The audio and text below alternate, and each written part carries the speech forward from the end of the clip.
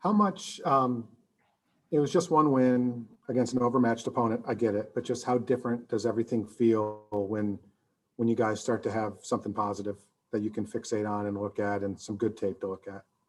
I mean, it's always good to have a great win, especially as big as we did, because at this point, points matter, and so it's good to get big wins and just feed off of that energy. Like, we know what we can do, we know what we're capable of, and we've seen that. I know this is your first time here, but you also know what people traditionally at the Olympics think of USA basketball and the chances and how they're always called an overwhelming favorite. And you get here and they're talking about Spain and they're talking about Australia and they're talking about Slovenia now. In a weird way, is that kind of helping you guys a little bit, that there's a lot of, I don't want to say chatter, but it's that aura of invincibility isn't there that maybe past US teams have had. In a weird way, is that kind of fueling you guys a little bit? I mean, it does, but at the end of the day, it just shows like our game is becoming more international than it used to be, and it just makes it more competitive. I feel like it makes it more fun. It definitely puts us on edge because we don't go into every game thinking we're going to beat everybody by 50. So it definitely keeps us on edge, and definitely shows us that we can't mess around. Thank you, sir. Next up, we'll go to Josh Coyne and then Tyler Boronsky. Hi, Bam. Obviously, you've just touched upon the fact that that many of the teams around the tournament are performing really well. We've seen incredible performances from a multitude of teams. The priority will always be focusing on yourself, but how much is your team paying attention to other games that are happening? I mean, we're watching every game. When we have dinner, when we have meals, we're watching other games, just, because we don't have a lot of film on guys. So just to get a feel for how they play, and sitting there watching the games, just, looking at little stuff, looking at tendencies, looking at the plays that runs, how they defend certain things, and, just getting ahead of that before we actually play them. Okay, thank you. Tyler, go ahead, and then we'll go to Fago Franklin. Hey, Bam. We were just talking to Dame a bit about Simone.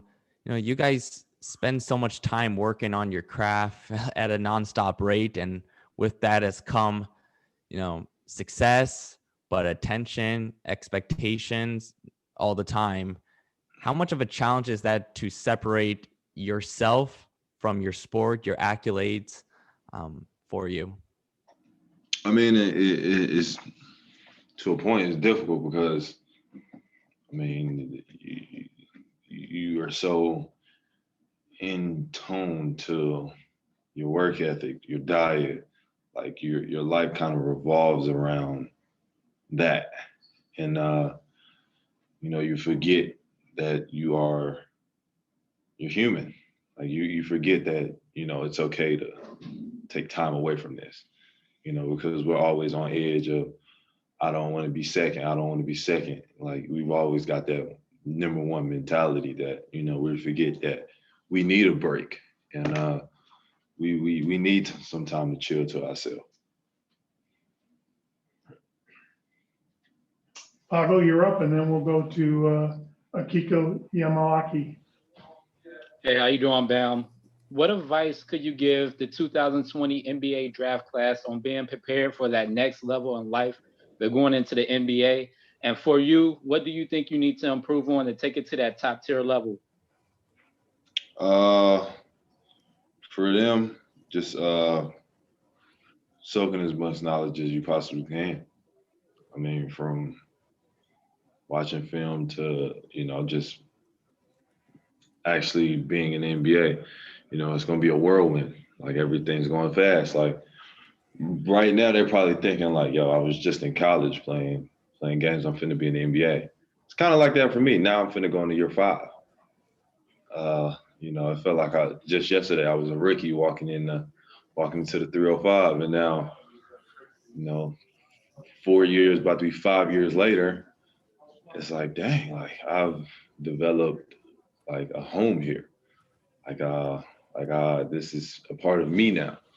And for my next step, just working on my whole arsenal. I always say that there's no particular thing. I want to be great at everything. That's my mindset. Thank you.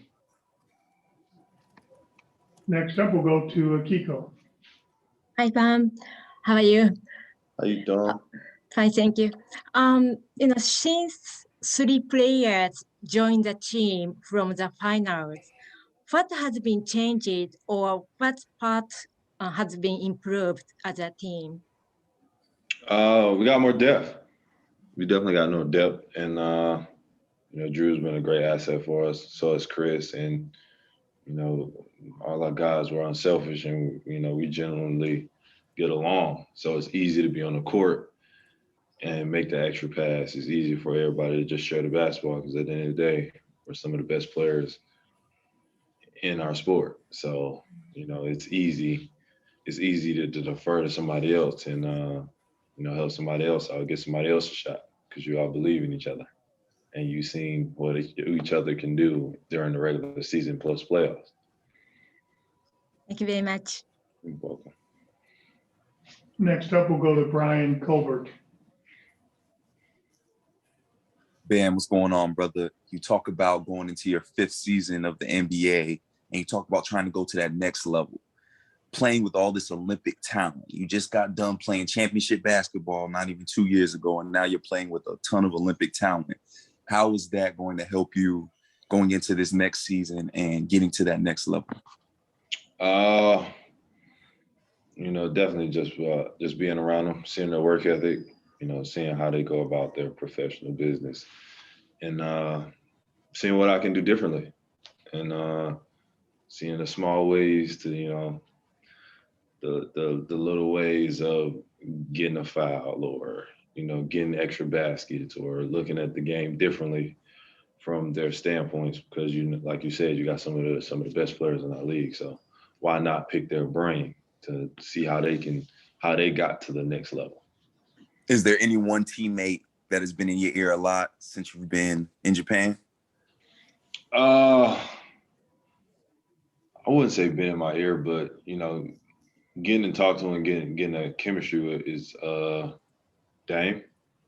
Just because he's had, I play center, he plays point guard, so it's kind of, we got to build a connection in the pick and roll. But just being in his ear and just seeing how he thinks the game, and also Jrue Holiday, just seeing how they both just look at the game. And I talk to Jrue mainly from a defensive standpoint, and how he gets steals, just his instincts off ball. Again, if you